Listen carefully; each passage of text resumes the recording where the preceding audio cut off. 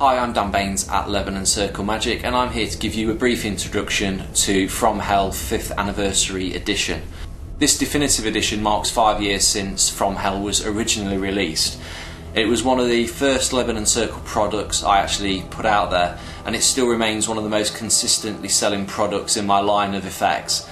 The popularity is probably due to the fact that it's very simple to perform, it's self-working, and it packs a big punch. It's very graphic and isn't for the faint-hearted. So first thing we're going to do is just do a side-by-side comparison with version 3 and the new version of From Hell.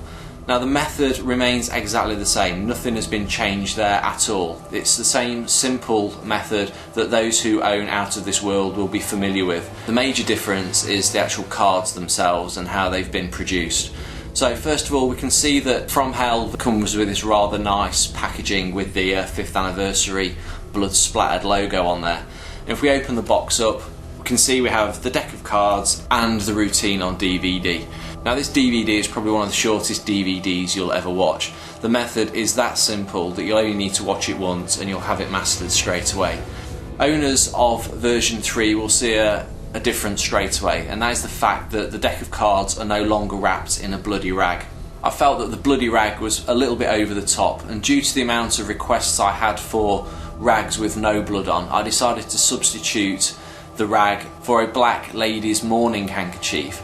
Now this is the type of handkerchief that a woman would have taken to a funeral with her to cry into at the church. If we remove the ribbon, you can see that the handkerchief has been nicely trimmed in lace, and inside we have our new From Hell cards. Now first of all, I'm just going to do a side-by-side comparison between the version 3 cards and the 5th anniversary cards.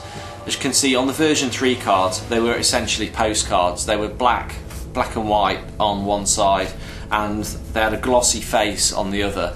Now the glossy face isn't very typical of an original Victorian photo postcard, so I decided to make the new cards matte, a matte finish on both sides, and also the reverse is colour.